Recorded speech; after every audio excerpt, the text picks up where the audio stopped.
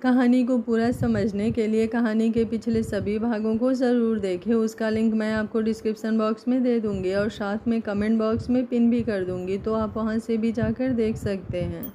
उसने उसी वक्त निखिल को फ़ोन किया। पूरब, हेलो निखिल, तू कहाँ है? तुझे कुछ पता भी है? मेरे होटल पर रेड हुई और पुलिस ने एक कस्टमर को ड्रग डीलिंग के जुर्म में पकड़ा है और वो मेरा नाम ले रहा है। पुलिस मुझे पकड़ने भी आती होगी। सुनकर निखिल भी हैरान होकर बोला, क्या तुम्हारे होटल में? किसके कहने पर हुई? किसने की?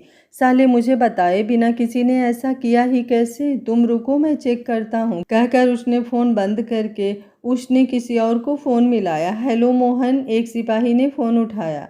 मोहन बोला, जी सर। निखिल बोला, मित्तल होटल पर रेड मारने को किसने कहा? मोहन बोला, जी सर, वो राजेश सर का फ़ोन आया था, उन्होंने किया है। निखिल बोला, मैं वही पूछ रहा हूँ, किसका फ़ोन आया था? मोहन डरते हुए बोला, सर वो सूरज सर का फ़ोन था, मैंने ही उठाया था। उन्होंने पूछा कि राजेश को फ़ोन दो तो मैंने उसे फ़ोन दे दिया, आप किसी से कहिएगा नहीं। निखिल ने फ़ोन बंद कर दिया, पर उसका दिमाग इधर उधर दौड़ने लगा। उसे शहर में चोरी की झूठी खबर देकर बाहर बुला लिया और राजेश को रेड मारने भेज दिया। ये सच में सूरज का ही काम होगा? क्या अब इनकी दोस्ती सच में खत्म है? क्या वो किरण के लिए हम सबसे दोस्ती तोड़ लेगा? पूरब को बताऊं या ना बताऊं, वो सोच ही रहा था कि पूरब का फ़ोन आ गया। पूरब बोला, निखिल, मुझे होटल बुलाया है, मैं जा रहा हूँ, कुछ पता लगा? निखिल बोला, तू चल, मैं भी पहुँचता हूँ, मिलकर बताता हूँ, कहकर उसने फ़ोन बंद कर दिया। वो अगर उसे सूरज का नाम बताता तो लड़ाई और बढ़ जाती, इसलिए वो चुप रहा। पूरब होटल पहुंचा तो वहां रिसेप्शन में ही पुलिस दीपक को पकड़कर खड़ी थी। उसे देखकर राजेश ने उसे नमस्ते किया और बोला, सॉरी सर, एक्चुअली मुझे सूरज सर का फ़ोन आया था, उन्होंने बताया कि यहाँ से ये ड्रग का धंधा चलाता है। निखिल सर बाहर गए हुए थे तो मैं अपनी फोर्स को लेकर आ गया। बात सच निकली, इसे पकड़ा है, ये आपका नाम ले रहा है, अब जांच तो करनी है सर। सूरज का नाम सुनकर पूरब मुस्कुरा दिया। किसी का नाम लेने से वो दोषी नहीं होता। कोई बात नहीं, मैं तैयार हूँ, जो भी पूछना है पूछो, उसने अपने घुघराले बालों में हाथ मारते हुए कहा। राजेश बोला, सर, पुलिस स्टेशन चलना होगा, उसने झिझकते हुए कहा। तभी निखिल आ गया। ये मेरे साथ जाएगा, कोई इसे हाथ ना लगा देना, गुस्से में कहकर उसने आगे बढ़कर पूरब की बाह पकड़ ली। पूरब ने उसका हाथ थपथपाया और उसे शांत रहने को कहा।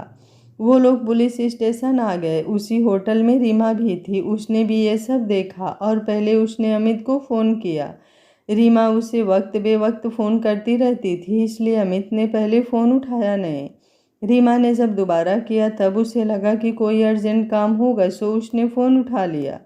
अमित बोला, क्या बात है? इस टाइम मैं थोड़ा बिजी हूँ, अगर कोई ज़रूरी बात हो तो करना, नहीं तो बाद में बात करेंगे, उसने सीधी बात की। रीमा बोली, तुम्हें दीन दुनिया की खबर भी है? इस होटल में रेड पड़ी है, किसी कस्टमर को ड्रग्स के साथ पकड़ा है, उसने पूरब का नाम लिया है। पूरब को बुलाया था, निखिल भी आया था, अब उसे पुलिस स्टेशन ले गए हैं, मैंने सोचा तुम्हें बता दूं। उसने सारी बात बताई।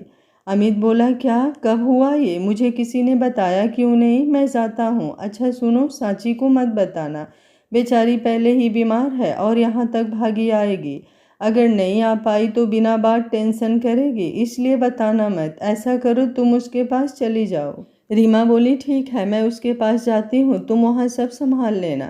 अमित बोला, डोंट वरी, तुम्हें अभी हमारा पता ही नहीं है, तुम बेफिक्र होकर सांची के पास जाओ, कहकर उसने फ़ोन बंद करके अपने असिस्टेंट को काम समझाकर पुलिस स्टेशन की तरफ चल दिया। Police station. पूरब निखिल के साथ एक टेबल पर बैठा उस दीपक को देख रहा था। उसे यकीन नहीं हो रहा था कि उसने पूरब का नाम लिया है, क्योंकि ये तो कभी उससे पर्सनली मिला भी नहीं। उसने निखिल को ये बात बताई, तब निखिल को एक स्कीम सूझी।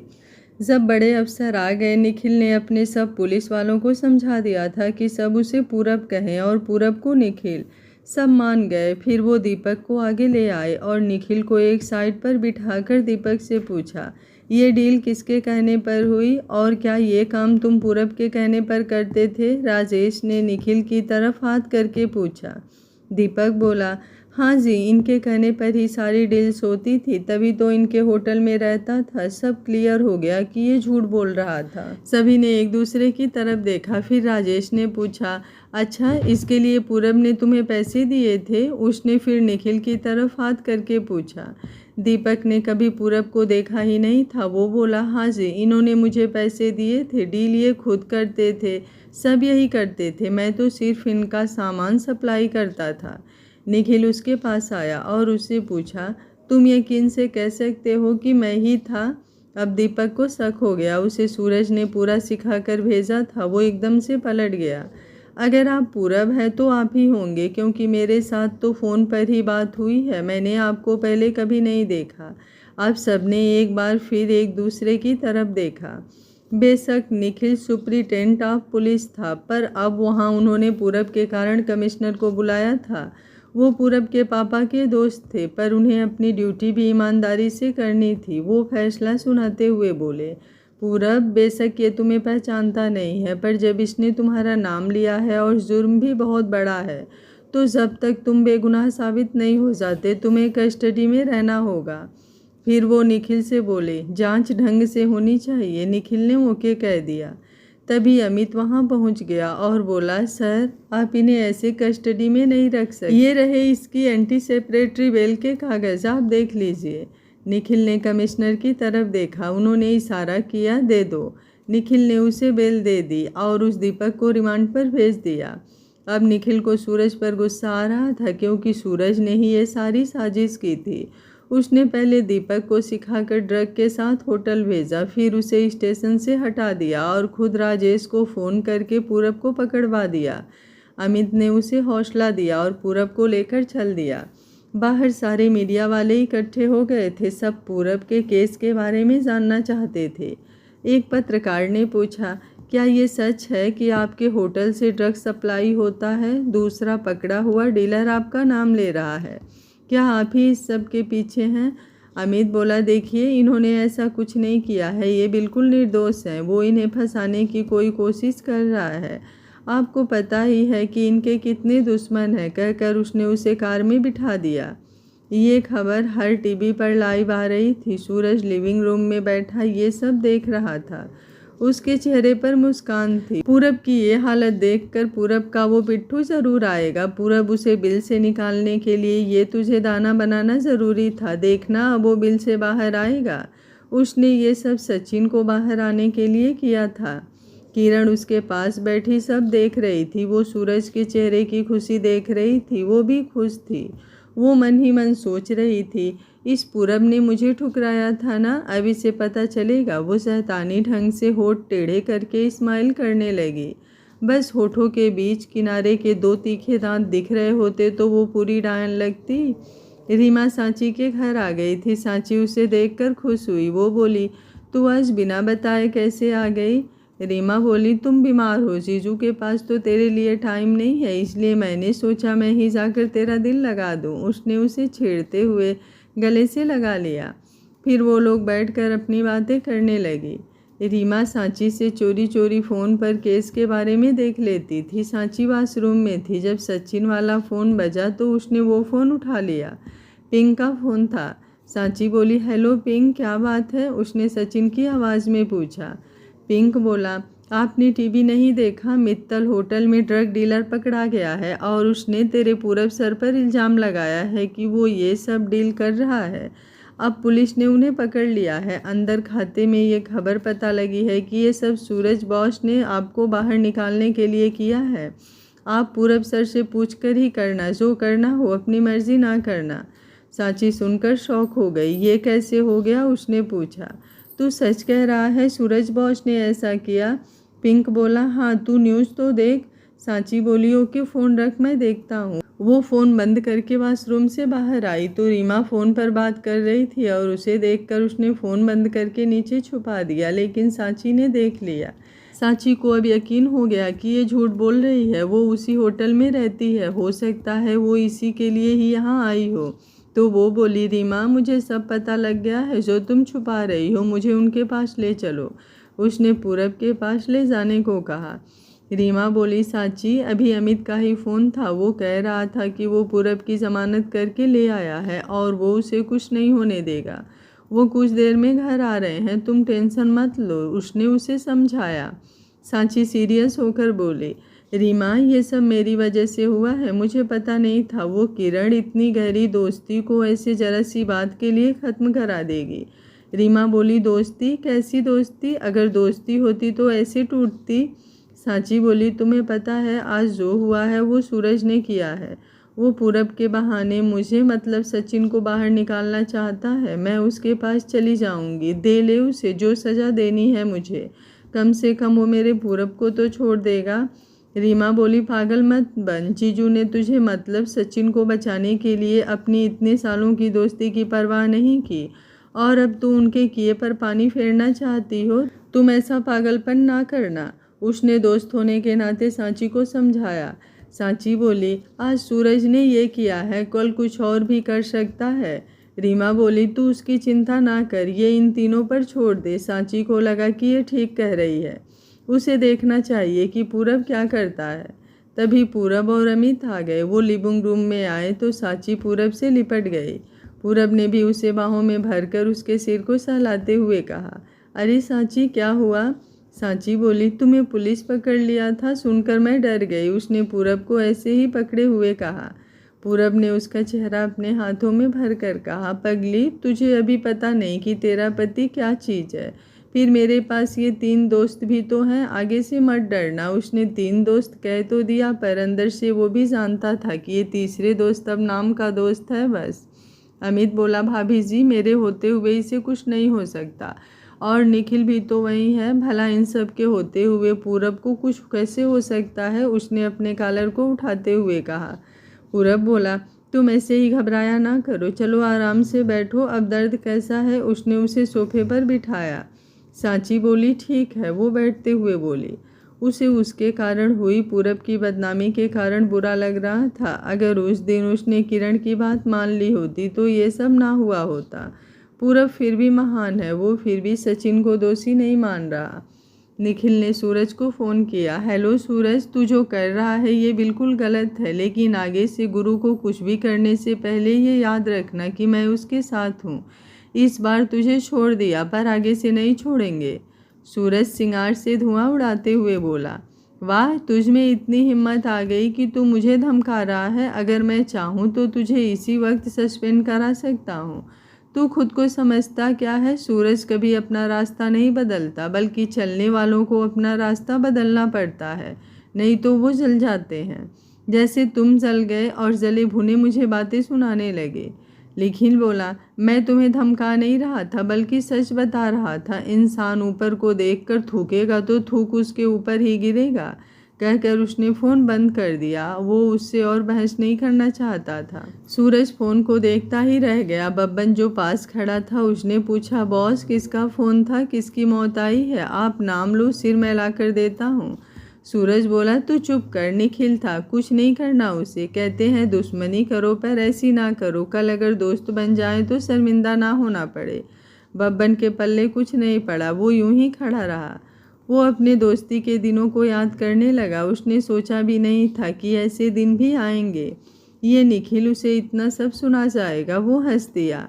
आज ये भी बोलने आ गया। कल जब मैं किरण के लिए इंसाफ मांग रहा था तो कोई नहीं बोला, और आज दोनों उस पूरब के पीछे हो लिए। मुझे कोई डर नहीं है, मैं अकेला ही इन तीनों से स्ट्रांग हूँ। अकेले अकेले आए चाहे इकट्ठे आ जाए, जीतूंगा मैं ही। सूरज उन तीनों से नाराज हो गया था। उसे गुस्सा इस बात का आ रहा था कि उसकी लड़ाई पूरब के साथ हुई है, पर ये निखिल क्यों उस पर चिल्ला रहा है? उसे तो मैंने कुछ नहीं कहा। और वो अमित, उसने एक बार भी फ़ोन करके नहीं पूछा कि हुआ क्या है। वो भी उसी की हेल्प करने गया है। ये पूरब खुद को बहुत सियाना बनता है, सबके सामने खुद शरीफ बनकर मुझे बुरा बना दिया होगा। ठीक है, जो करना है कर ले। पूरब और सूरज की लड़ाई की खबर आग की तरह फैल गई। हर चैनल पर, हर न्यूज़पेपर में, हर मैगजीन में ये खबर चल रही थी कि न्यूज़ में इनकी तस्वीरों के साथ सवालों की लंबी लिस्ट चल रही थी। इनकी दोस्ती क्या हमेशा के लिए टूट जाएगी? क्या पूरब सूरज के आगे झुक जाएगा? क्या दोनों फिर दोस्त बन जाएंगे? क्या इनकी लड़ाई और बढ़ जाएगी? ऐसे सवालों से घर गली बाजार गूंज रहे थे। सब अपनी अपनी राय दे रहे थे, कोई कुछ कह रहा था तो कोई कुछ। पूरब के दादाजी और पापा तक भी खबर पहुंच गई। उन्होंने पूरब को फ़ोन किया। पूरब बोला, हेलो दादाजी, कैसे हैं? दादाजी बोले, मैं तो ठीक हूँ। ये तुम्हारे और सूरज के बीच क्या हुआ? ये चल क्या रहा है? पूरब बोला, दादाजी, सूरज का दिमाग खराब हो गया है। वो उस किरण की बातों में आकर ये सब कर रहा है। मैंने कुछ भी नहीं किया, आप चिंता ना करो, मैं उसे समझा लूँगा। दादाजी बोले, वो किरण ठीक लड़की नहीं है। मुझे तो पहले ही सब गड़बड़ लग रही थी। उसने तो मेरी और उसके दादा के बीच भी लड़ाई करवा दी। एक दिन हम फ़ोन पर बात कर रहे थे तो वो कहता कि अगर किरण पहले मिल जाती तो वो तुम्हारी शादी किरण से करा देता। तो मैंने कह दिया कि मैं तुम्हारी शादी किरण से कभी नहीं करवाता, क्योंकि वो मेरी पसंद की नहीं है। बस इस बात पर लड़ाई हो गई और आज महीना हो गया, ना उसने फ़ोन किया ना मैंने। चल छोड़, सांची कैसी है? तुम दोनों में सब ठीक तो है ना? पूरब बोला, हाँ जी दादाजी, हमारे बीच सब ठीक है। अच्छा आप बताओ, हमारे लिए कोई दादी ढूंढी या नहीं? कब तक अकेले रहोगे? दादाजी बोले, कुत्ते, तू फिर शुरू हो गया। शर्म नहीं आती तुझे अपने दादाजी से मजाक करते हुए? ना तो मैं ऐसा हूँ ना तेरा बाप, फिर तू किस पर गया है? पूरब बोला, लगता है मैं दादी पर चला गया। दादाजी गालियाँ निकालने लगे तो उसने हंसते हुए फ़ोन बंद कर दिया। दादाजी भी फ़ोन को देखते हुए गालियाँ निकालते हुए हंस दिए और खुद से ही बोले, ये नहीं सुधरेगा। सांची उसे देख रही थी, वो भी हंस दी। उसने पूरब का ये रूप नहीं देखा था। उसे वो क्यूट बच्चा लगा। जाने क्यों उसके दिल में आया कि उसका ऐसा ही क्यूट सा बेटा हो। उसे खुद को ही शर्म आ गई। पूरब ने उसका वो लाल चेहरा देख लिया। उसने पूछा, क्या बात है? मेरी सांची को किस बात पर शर्म आ रही है? उसने उसके गालों पर हाथ फेरते हुए कहा। सांची बोली, कुछ नहीं, बस आपकी बातें सुनते हुए हंसी आ गई। पूरब बोला, नहीं, ये वो वाली लाली नहीं है। क्या बात है, मुझे तो बताओ। वो कुछ कहता उससे पहले ही उसका फ़ोन बजने लगा। पूरब बोला, हेलो, कौन बोल रहा है? दूसरी तरफ से भारी सी आवाज़ में आदमी बोला, तू अपने दादा को बचाना चाहता है तो पुरानी हवेली में आ जा, और सुन, किसी को कुछ बताना नहीं, नहीं तो तेरा दादा नहीं बचेगा। पूरब ने पीछे देखा तो सांची उसके पास नहीं थी। वो बोला, कमीने, कौन है तू? मेरे दादा को हाथ भी लगाया तो तोड़ दूंगा तेरे हाथ। आ रहा हूँ मैं, उल्टी गिनती शुरू कर दे। कहकर उसने फ़ोन बंद कर दिया और अपने कमरे में जाकर तैयार होने लगा। सांची बोली, आप कहाँ जा रहे हैं? पूरब बोला, अचानक एक इमरजेंसी काम आ गया, दादाजी ने बुलाया है। तुम कहीं मत जाना, अपना ध्यान रखना। हाँ, तुम रोज़ कंपनी चले जाया करना, मैं सीट को कह दूंगा। कहकर उसने उसे गले लगा लिया। सांची को अजीब लगा। वो हमेशा काम पर जाता था पर ऐसा कभी नहीं करता था, पर उसे लगा कि उसकी चोट के कारण ऐसा कर रहा है। उसने पूछा, दादाजी तो ठीक हैं? पूरब ने कहा, हाँ दादाजी ठीक हैं, बस कहते हैं कि मिले नहीं हैं, इसलिए जा रहा हूँ। कहकर वो सांची को बाय करके कार में बैठ गया। पूरब ने कार में बैठते ही सीट को फ़ोन किया। सीट, मैं दादाजी के पास जा रहा हूँ, तुम बिजनेस का ध्यान रखना और सांची का भी ध्यान रखना। उसे रोज़ कंपनी ले आना, पर ज़्यादा स्ट्रेस मत देना। सीट को सब समझाकर पूरब ने कार स्टार्ट की और चल दिया। उसे पता भी नहीं था कि वो कौन है जिसने उसे फ़ोन किया। उसे ये भी पता नहीं था कि वो सच बोल रहा था या नहीं। वो तो इसलिए जा रहा था कि जाकर अपने दादाजी को देखे। अगर बात सच्ची हुई तो कम से कम वो अपने दादाजी को तो बचा लेगा। पर उसे पता नहीं था कि उसके पीछे एक बाइक आ रही थी जो घर से उसका पीछा कर रहा था, पर टेंशन के कारण उसने पीछे नहीं देखा। बाइक वाला भी दूरी बनाए हुए था। वो बराबर दूरी बनाते हुए पीछे लगा हुआ था। ये सचिन था। जी हाँ, सचिन। असल में जब पूरब फ़ोन पर बात कर रहा था तो सांची ने उसकी बातों से अंदाज़ा लगा लिया कि कुछ तो गड़बड़ है। फिर जब उसने उसे गले लगाया तो उसे समझ आ गया कि ज़रूर कुछ ना कुछ हुआ है। तो जब वो सीट से बात कर रहा था तो वो सचिन बनकर कुमार से बचते हुए गैराज से बाइक लेकर उसके पीछे लग गई। लगभग 2 घंटे के सफ़र के बाद पूरब पुरानी हवेली पहुंच गया। उसके दादाजी यहीं रहते थे। सचिन ने अपनी बाइक खड़ी कर दी और खुद बाउंड्री वाल कूदकर अंदर आ गया।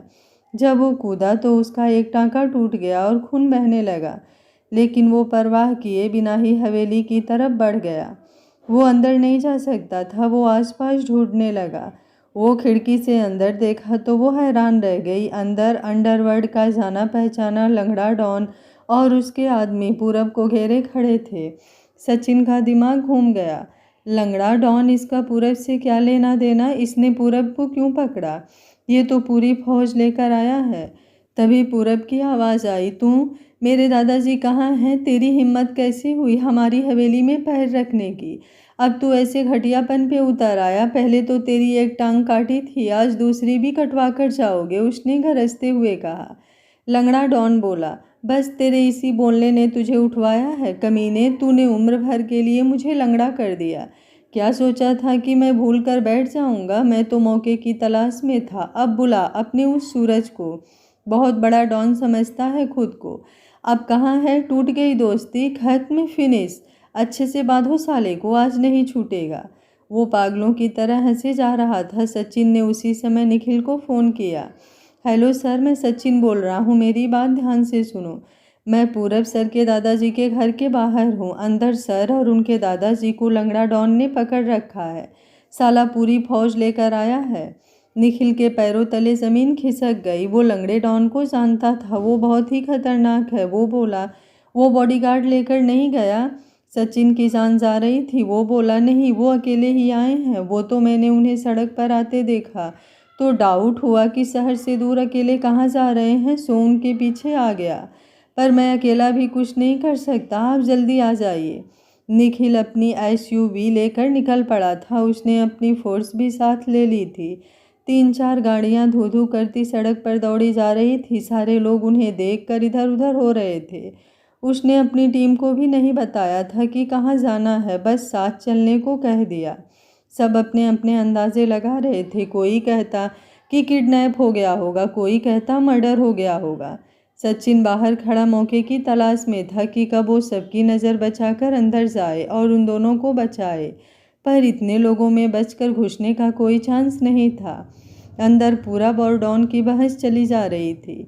सचिन ने सोचा कि सूरज को फ़ोन कर दूँ, ये डॉन बस उसी से डरता है, शायद उसके अंदर दोस्ती अभी भी होगी। उसने सांची बनकर सूरज को फ़ोन किया। किरण सूरज के साथ लिविंग रूम में चेस खेल रही थी। सूरज कुछ देर के लिए वॉशरूम गया हुआ था कि सूरज का फ़ोन बजने लगा। किरण ने सांची का नाम देखा तो फ़ोन उठा लिया। सांची बोली, हेलो भैया, प्लीज़ फ़ोन ना काटना। वो लंगड़ा डॉन है ना, उसने दादाजी और पूरब को उनकी पुरानी हवेली में कैद कर लिया है। उसने आप दोनों की लड़ाई का फ़ायदा उठाकर ये काम किया है। उसे काबू करना बस आपके हाथ में है। आप प्लीज़ इन्हें बचा लो। बोलते हुए वो रो पड़ी। उसे उम्मीद थी कि सूरज का दिल पिघल जाएगा। तभी दूसरी तरफ से किरण की आवाज़ सुनकर उसकी रही सही उम्मीद भी खत्म हो गई। किरण बोली, क्यों? एक दिन में ही नानी याद आ गई ना? वैसे तो पूरब बहुत हेकड़ी मार रहा था कि वो भैया के बिना रह लेगा। अब रह कर दिखाओ, तुम खुद पनौती हो। अगर पूरब को कुछ हुआ तो तुम्हारी वजह से होगा। कान खोलकर सुन लो, दोबारा फ़ोन मत करना, कहकर उसने फ़ोन बंद कर दिया। सांची फ़ोन को देखती रह गई। उसे लगा था कि सूरज ज़रूर आएगा, पर अब तो ये उम्मीद भी जाती रही। उसने घर के अंदर जाने की सोची। उसने देखा कि खिड़की थोड़ी सी खुली हुई थी। वो उसमें से अंदर चला गया, लेकिन अंदर घुसते ही उसे 2 लोगों ने पकड़ लिया और उसे भी पूरब और उसके दादाजी के साथ खड़ा कर दिया। पूरब उसे देखकर हैरान रह गया। पूरब बोला, तुम यहाँ कैसे? सचिन बोला, आपके पीछे आ गया। डॉन गब्बर की तरह हाथ में हंटर घुमाते हुए बोला, बड़ा याराना लगता है, कहकर उसने सचिन की पीठ पर हंटर मारा। उसकी चोट पर वो हंटर पड़ा और वो चीख पड़ा। पूरब में देखा कि सचिन की पीठ से बहता हुआ खून नीचे फर्श पर गिर रहा था। उसने डॉन से कहा, तुम्हारी दुश्मनी मुझसे है तो इसे क्यों मार रहे हो? इसका मुझसे कोई रिश्ता नहीं है, इसे छोड़ दो। तुम्हें जितना पैसा चाहिए मैं देने को तैयार हूँ। डॉन बोला, पैसे? तुम्हें मैं भिखारी लगता हूँ? पैसे की कमी नहीं है मुझे। तुमने मेरी टांग तोड़ी थी तो बदले में मैं 4 टांगें लूँगा। इसका कसूर इतना है कि ये तुम्हारे पीछे क्यों आया? फिर उसने अपने आदमी को बुलाया। मंगल, इसका फ़ोन चेक कर। मंगल उसका फ़ोन ढूंढने के लिए आगे बढ़ा तो सचिन ने खुद ही उसे अपना फ़ोन पकड़ा दिया। मंगल ने उसका फ़ोन चेक किया और बोला, बॉस, ये तो बहुत साना है। इसने पुलिस को फ़ोन कर दिया है। यही नहीं, इसने उस सूरज को भी फ़ोन किया हुआ है। डॉन बोला, क्या पुलिस और सूरज को? कहकर गुस्से में उसने उसको एक हंटर मारा। उसका बुरा हाल था, वो नीचे गिर गया। डॉन अपने आदमियों से बोला, इन दोनों को उठाओ और निकलो यहाँ से, जल्दी करो। मंगल, मैं आगे जा रहा हूँ, तुम इन्हें संभाल कर ले आना। पुलिस के आने से पहले निकल लो। कहकर वो जाने लगा तो मंगल उसके नज़दीक आकर बोला, उस बुढ़े का क्या करना है? डॉन ने दादाजी की तरफ देखा और बोला, ये हमारे किसी काम का नहीं, खत्म कर दो इसे, 2 टांगें इसकी हो जाएगी। कहकर वो आगे चल दिया। उसके आदमी पूरब और सचिन को घसीटते हुए अपने साथ ले चले। दादाजी को वहीं छोड़ दिया। पूरब को तसल्ली हुई कि दादाजी को छोड़ दिया, कुछ देर में निखिल आ जाएगा। वो अभी मेन दरवाजे के पास ही पहुंचे थे कि अंदर से गोली की आवाज़ आई। पूरब की जान निकल गई। वो अंदर की तरफ भागा, पर 8-10 लोगों ने उसे खींचकर ट्रक के पीछे डाले में डाल दिया और बाहर से शटर बंद कर दिया। सचिन के खून बहुत निकल रहा था। पूरब ने अपनी शर्ट उतार कर उसकी पीठ पर लपेट दी। उसने उसका सिर अपनी गोद में रख लिया। पूरब सचिन को देखकर घबरा रहा था। दूसरी तरफ उसे दादाजी की भी फिक्र हो रही थी कि गोली क्यों चली है, किस पर चलाई है, कहीं दादाजी को तो नहीं। नहीं भगवान, ऐसा कुछ ना हो। उसे कुछ पता नहीं था कि उन्हें कहाँ लेकर जा रहे हैं। निखिल ने 2 घंटे का रास्ता 1 घंटे में कवर कर लिया और पुरानी हवेली पहुंच गए। अंदर सारा सामान बिखरा पड़ा था। वो लोग अंदर आए। लिविंग रूम में दादाजी पड़े थे। वो भागकर उनके पास आया। उसने चेक किया, उनके दिल में गोली लगी हुई थी। उनकी सांस, उनकी धड़कन सब बंद हो गई थी। वो तो शायद गोली लगते ही मर गए थे। निखिल रो पड़ा, दादाजी उठ जाओ, मैं गुरु को क्या जवाब दूंगा? उन कुत्तों को छोड़ूंगा नहीं। कमीनों, इन्होंने तुम्हारा क्या बिगाड़ा था? इन्हें क्यों मारा? वो रो रहा था, पर उसके पास टाइम नहीं था। ऊपर दरवाजे के खटकने की आवाज़ आ रही थी। एक सिपाही ने जाकर दरवाज़ा खोला। वहाँ सभी नौकर बंद थे। उसने उन्हें बाहर निकाला। वो भागते हुए नीचे आ गए। दादाजी के खास नौकर ने बताया, वो लोग पूरब बाबा का नाम लेकर अंदर आ गए। पहले 4 लोग आए थे, फिर 10-20 और आ गए। उन्होंने हमें गन दिखाकर ऊपर बंद कर दिया। निखिल ने उनकी बात सुनी और उसे दादाजी का ख्याल रखने को कहकर वो अपनी टीम लेकर उन्हें ढूंढने निकल पड़ा। उसने सचिन और पूरब के फ़ोन की लोकेशन ट्रैक की तो वो उन्हें गार्डन में मिल गए। मंगल जाते समय यहीं फेंक गया था। निखिल ने गुस्से में पत्थर को ठोकर मारी। निखिल ने उन्हें हर तरफ ढूंढा। दोनों फ़ोन टूटे पड़े थे। उसने उन्हें संभाल कर रख लिया। फिर बाहर सड़क पर खड़े होकर देखने लगा। फिर बोला, जंगल की तरफ चलो, क्योंकि शहर की तरफ से तो हम लोग आए हैं, वो उस तरफ नहीं गए हैं। वो लोग जंगल की तरफ चल दिए। जिस ट्रक में पूरब को ले जाया जा रहा था उसके बाहर से तो दरवाज़ा बंद था, लेकिन ड्राइवर वाली साइड से खुला था। आगे तो बंदे थे। पूरब तड़पते हुए सचिन को देख रहा था। उसका दिल घबरा रहा था। इसे अगर कुछ हो गया तो इसकी माँ का क्या होगा, सोचकर ही पूरब कांप गया। उसने ड्राइवर से कहा, देखो पानी तो दे दो, अगर इसे कुछ हो गया तो तुम लोग भगवान को क्या जवाब दोगे? उसने तुम्हें हमें ले चलने को कहा है, मारने को नहीं कहा है, उसने अकड़ कर कहा। ड्राइवर बोला, चुप बैठ, तू अपनी बुआ के घर नहीं आया जो ऐसे हम पर हुक्म चला रहे हो। हम कुछ नहीं देंगे, कोई जिए या मरे हमें कोई फ़र्क नहीं। उस भगवान का डर तुम जैसे लोगों को होगा, हम उससे नहीं डरते। पूरब उन्हें गालियाँ निकालने लगा तो उसने गानों की आवाज़ ऊंची कर दी। पूरब ने देखा कि दोनों ने शराब पी रखी है। फिर वो चुप होकर वहाँ से निकलने का सोचने लगा।